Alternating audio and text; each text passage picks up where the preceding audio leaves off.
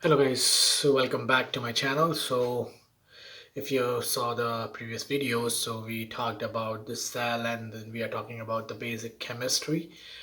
We talked about the four major families of organic molecules in the cell. Today in the video we'll just discuss some basic things.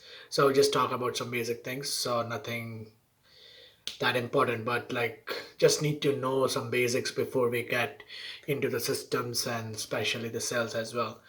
So to carry out the tremendous number of chemical reaction, we know there are like so many chemical reaction going on in the cell, and to carry out that chemical reaction, need to sustain a living organism requires both a source of atoms in the form of food molecules and a source of energy, right? So for the chemical reaction, there should be atoms in the form of food molecules, and there should be a source of energy to drive that chemical reaction.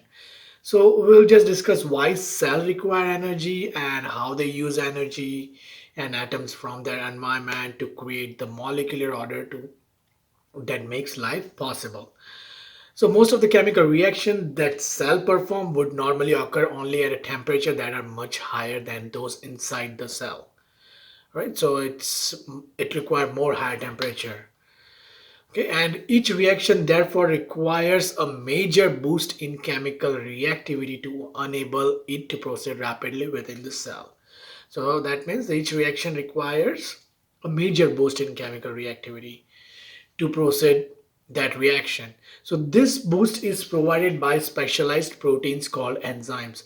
So like when you will read about the system, so there will be enzymes and substrates, catalyst. You will heard all these terms. And so what are enzymes? So the enzymes are a specialized protein that boost the chemical reaction.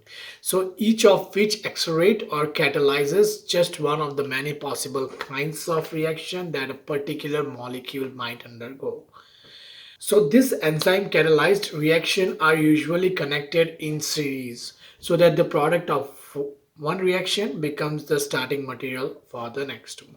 The long linear reaction pathways or metabolic pathways that result are in turn linked to one another, forming a complex web of interconnected reaction. So we'll study the metabolic pathways in biochemistry, but like this are all metabolic pathways are linked to one another that will form a complex web of interconnected reactions that are going inside the cell. And two opposing streams of chemical reaction occurs in cells. So the catabolic pathways and an anabolic pathways. So there are two kinds of pathways, catabolic pathway and anabolic pathways. So what are catabolic pathway, or we call it as a catabolism? So catabolism, what is catabolism? So that break down foodstuff into smaller molecules, thereby generating both a useful form of energy for the cell and some of the small molecules that the cell needed as a building blocks. And the anabolic or the biosynthetic pathway, that is called anabolism, that is use the energy harnessed by the catabolism to drive the synthesis of many molecules that form the cell. So together these two sets of reaction constitute the metabolism of the cell. So the catabolism is that what we eat, that foodstuffs are broken down into smaller molecules and thereby it generates a useful form of energy for the cell and also some of the small molecules that the cell needed for the building blocks. But the anabolism, that's the anabolic or the biosynthetic pathway, is the anabolism that uses the same energy that is generated by the catabolic pathway to drive the synthesis of the many molecules that form the cell. So together these two sets of reaction constitute the metabolism of the cell. All right. And according to the first law of thermodynamics, energy cannot be created or destroyed, but it can be converted from one form to another. So cell takes advantage of this law of thermodynamics. For example, when they convert the energy from sunlight into the energy in the chemical bonds of sugar and other small organic molecules during photosynthesis. Right, so that converts the energy from the sunlight into the chemical bonds. Right, so animals live on energy stored in the chemical bonds of organic molecules which they take in as a food. All right, and these food molecules also provide the atoms that animals need to construct the new living matter.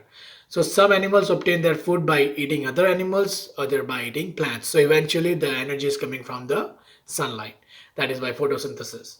Right? So plants by contrast obtain their energy directly from the sunlight. Thus the energy animals obtain by eating plants or by eating animals that have eaten plants ultimately comes from the sun. Right? And all animal and plant cells require the chemical energy stored in the chemical bonds of organic molecule, either the sugars that a plant has produced by photosynthesis as food for itself, or the mixture of large and small molecules that an animal has eaten.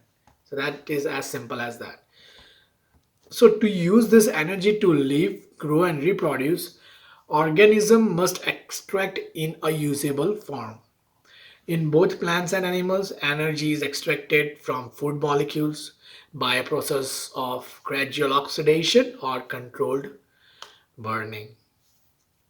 So this is how the food molecules are being processed. Okay. So like the Earth atmosphere is about 21% oxygen. And in the presence of oxygen, the most energetically stable form of carbon is CO2, that is carbon dioxide, and that of hydrogen is H2O, that is water. So a cell is therefore able to obtain energy from sugars or other organic molecules by allowing the carbon and hydrogen atom in these molecules to combine with the oxygen. So that is become oxidized to produce the carbon dioxide and water respectively, a process known as cellular respiration. So what does cell do? Cell obtain the energy from sugar or other organic molecules by allowing the carbon and hydrogen atoms in these molecules to combine with the oxygen. So when carbon combines with the oxygen, it forms carbon dioxide, and when hydrogen combines with oxygen, it forms water, and that is called, it becomes oxidized. Or photosynthesis and cellular respiration are complementary processes. Oxygen released by photosynthesis is consumed by nearly all organisms for the oxidative breakdown of organic molecule, and some of the carbon dioxide molecule that today are incorporated into organic molecule by photosynthesis in a green leaf were released yesterday into the atmosphere by the respiration of animal, of fungus or plant itself, or by the burning of fossil fuels. So the carbon utilization therefore forms a huge cycle that involves the biosphere as a whole, crossing boundaries between the individual organism. Alright, so the process goes as round and round. Like we'll hear term oxidation. So what is oxidation? The term oxidation it literally means the addition of oxygen atoms to a molecule. Like more generally though, oxidation is said to occur in any reaction in which electrons are transferred from one atom to another. This is a general definition of oxidation, is in any reaction in which electrons are transferred from one atom to another.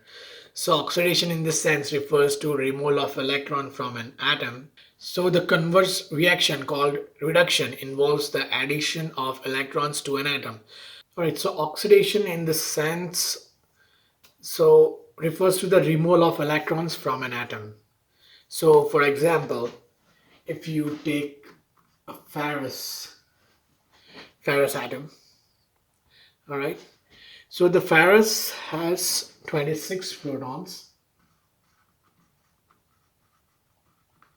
26 protons in the nucleus. So there is 26 electrons as well, 26 proton and 26 electrons.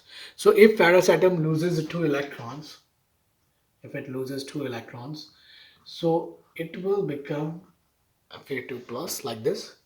All right, because if it loses two electrons, so it will have just 24 electrons in it.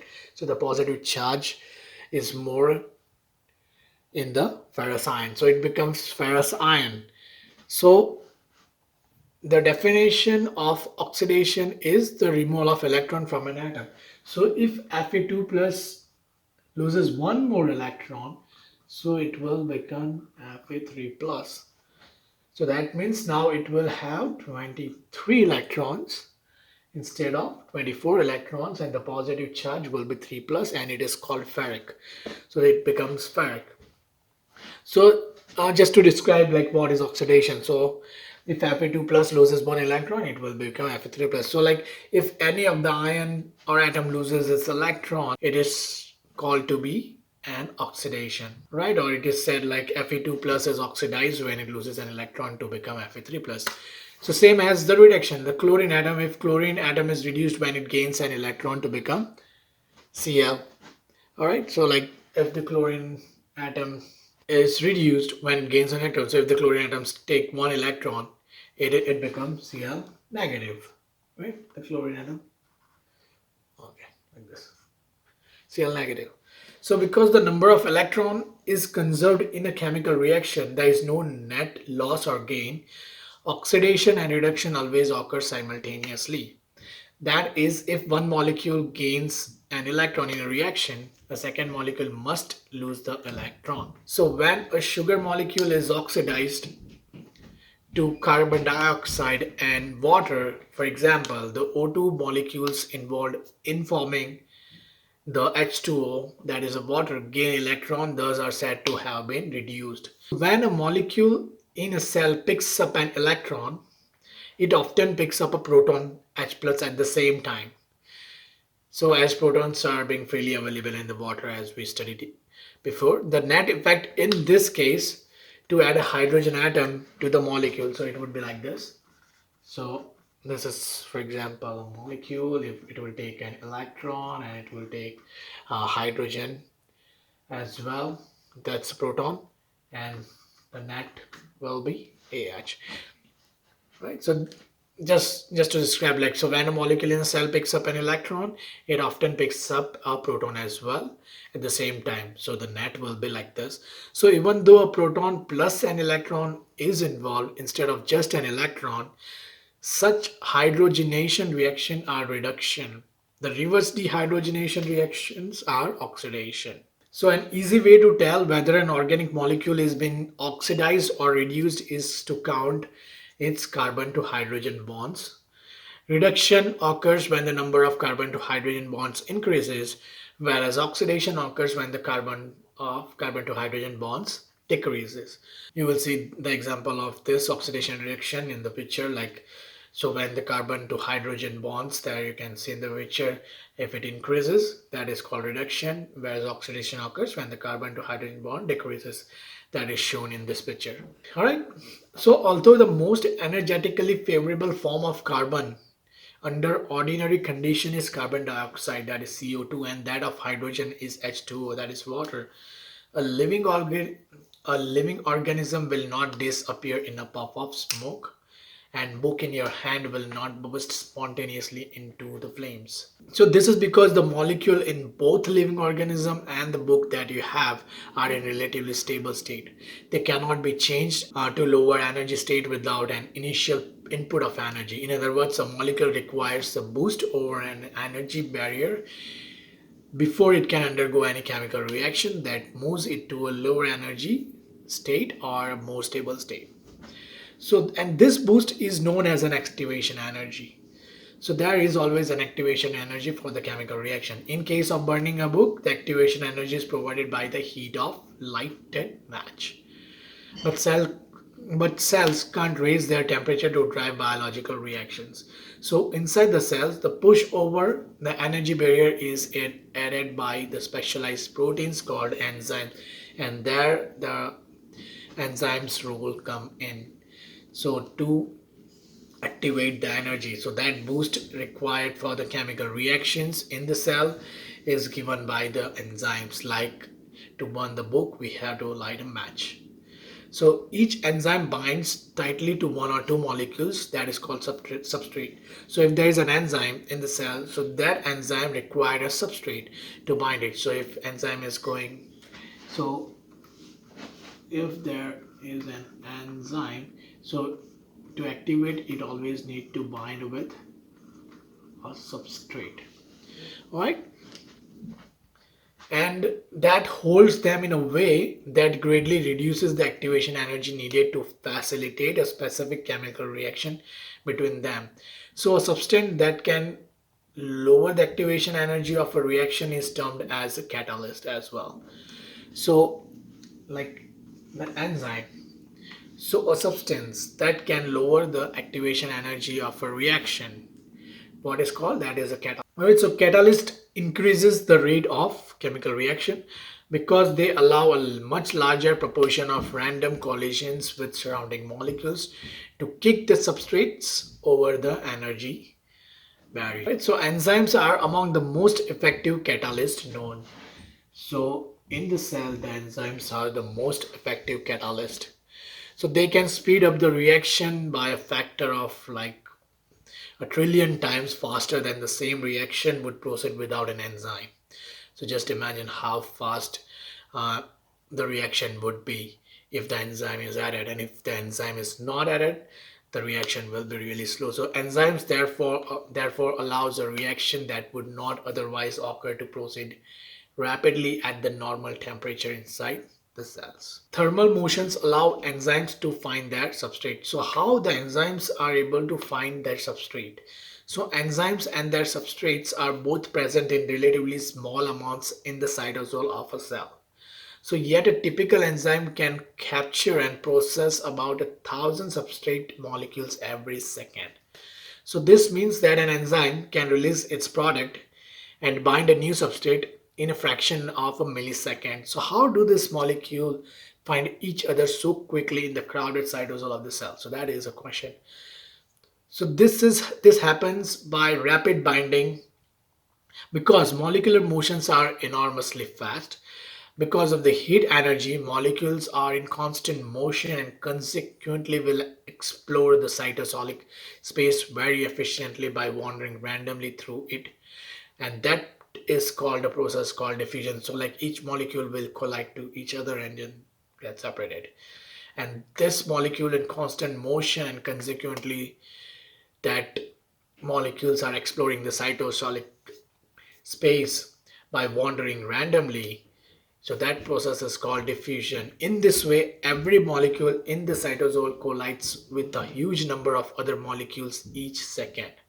So as the molecules in a liquid collide and bounce off one another, and individual molecules move first one way and then another. So its path constitute a random walk. Right? So because protein diffuses through the cytosol much more slowly than do the small molecules, the rate at which an enzyme will encounter its substrate depends on the concentration of the substrate. Alright guys, so that was just the uh, basic that we need to understand before we move into the cell. So like the enzyme substrate, how the molecules interact. In the next video we'll study about the activated carriers and the biosynthesis of it. So like how the energy is carried and how it is transferred to give a chemical boost to the chemical reaction.